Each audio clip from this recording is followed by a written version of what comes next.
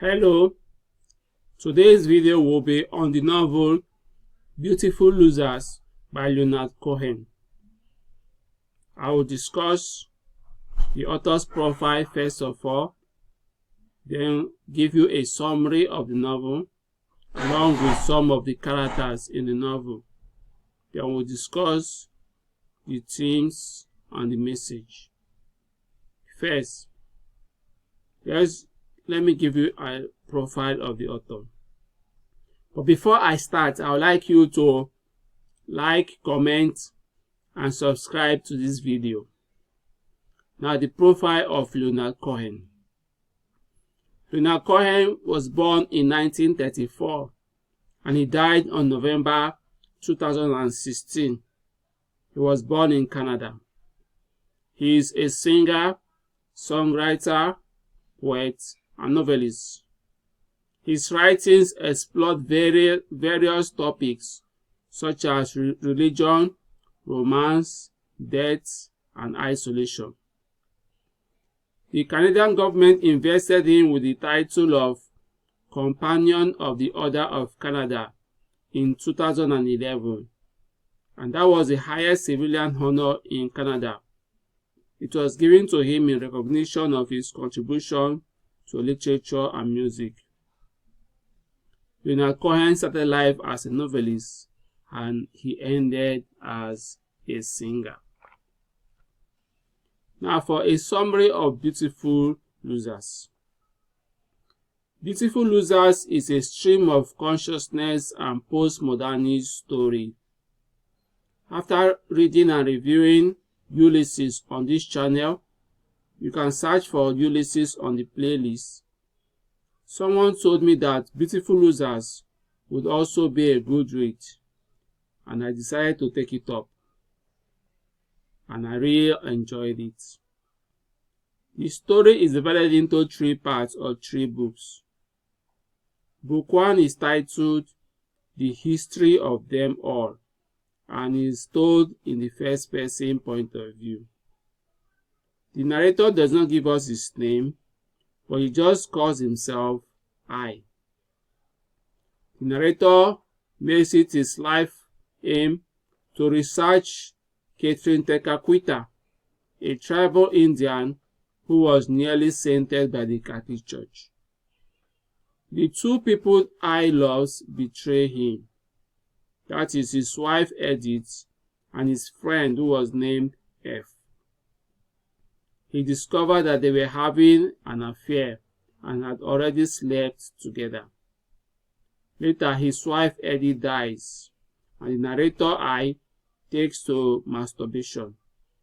He also had a crippling constipation and goes on for days without taking his bath. He refuses to step out of his apartment, and F, who is a political-minded friend of his, tries to drag him out of his apartment by faking a car accident. And he also forces I to join the Free Quebec movement. F, though, is slowly going mad as he's having full-blown syphilis. Before the death of Edith, I's wife, she and F experiment with sex and perform orgasms. After the death of F, the narrator leaves his apartment and goes to F's treehouse, which was bequeathed to him. He recalls the day F told him that he would blow up a statue of Queen Victoria during the visit of Elizabeth II to Canada. And that was how book 1 ended. Now book 2 is titled A Long Letter from F. This part is mostly a letter written by F to the narrator to explain his lifestyle. F tells the narrator in the letter that I is the only one who is really graceful. F also describes the orgasm he has had with Edith, the narrator's wife. Then he also explains to the narrator that Catherine Tekakwitha, the woman who he is researching, has died, and a miracle happened at her death, which makes F to wonder about the fascination of religion with the color white. F then tells the narrator that he will be freed from the asylum by the Free Quebec movement. And that was how Book 2 ended. The final book, Book 3, is titled An Epilogue in the Third Person. Here we see F as an old man who molests small boys and carries out oral sex with women inside cars. When the police finally recognize him and want to arrest him, he transforms into a projection screen. And that was how Book 3 ended. Now let me discuss briefly on the characters in the novel. I'll discuss on the main character I and also the two women who influenced him. First, I, the narrator, is a tortured person. His mind is in disarray. He has a shattered spirit, and he is aware of his limitations, which is why he tells the story in the first person. In Book 2, we see more details to the narrator's story, as F helps the narrator to understand himself. The narrator becomes constipated, inhibited, and realizes that his friend F has manipulated him and sleeping with his wife. The narrator is someone who has low self-esteem. He undervalues himself, and it is the reason why he refuses to give us his name or to give us the name of the tribe he is researching. He simply calls the tribe A-. The narrator I is ambiguous about his sexuality, and he constantly engages in masturbation.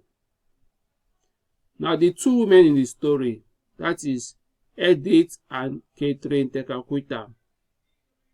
Edith is the wife to I, and Catherine Tekakwitha is the American Indian woman who was nearly sainted by the Catholic Church.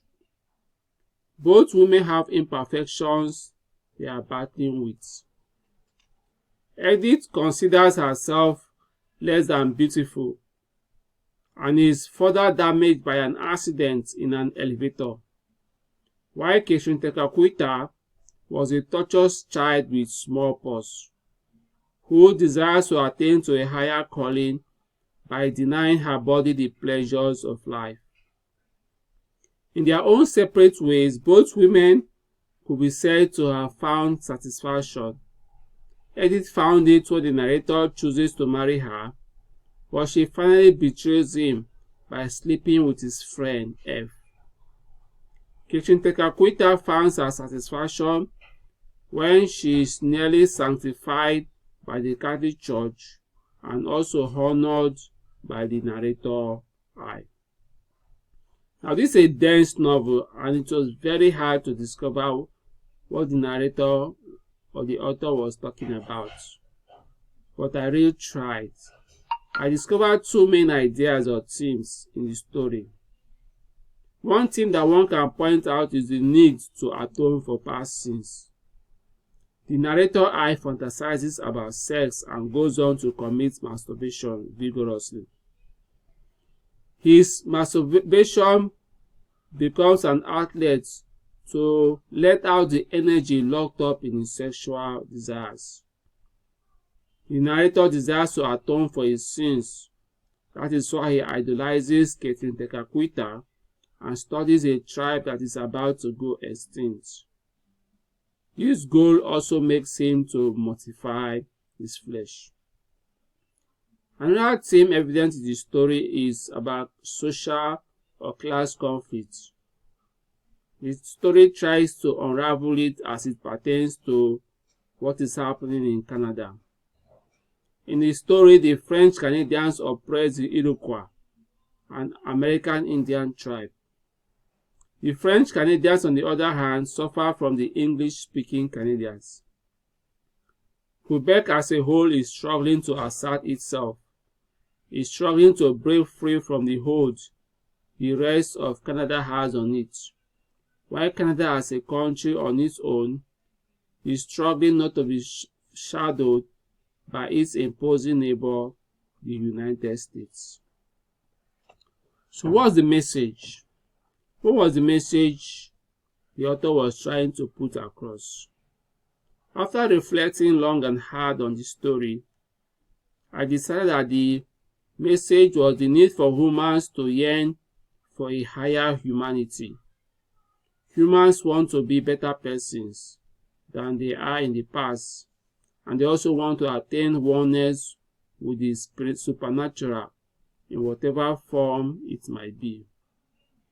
Humans worship the supernatural, sometimes because they are afraid of it, and other times because they appreciate the impact it has made on their lives. The narrator is a tortured soul who aims to live beyond the flesh. He believes he is not succeeding in attaining a higher spirituality, but on the other hand, his friend F believes that he is a virtuous person and that he has been wronged and he should be given grace. So it makes us to realize that sometimes when humans are traveling for the higher calling, they might never know whom they can influence for good, because we are all spectacles to others. So that's the story Beautiful Losers by Leonard Cohen. I encourage you to pick it up and read. The Stream of Consciousness novel will surely entertain you. And to receive more videos like this when I release them, I encourage you to subscribe to this channel. The subscription button is down below. Also like and comment what are your thoughts on this review. I'd like to hear what you think and I'll surely respond. So as always, I'll say have a nice day and happy reading.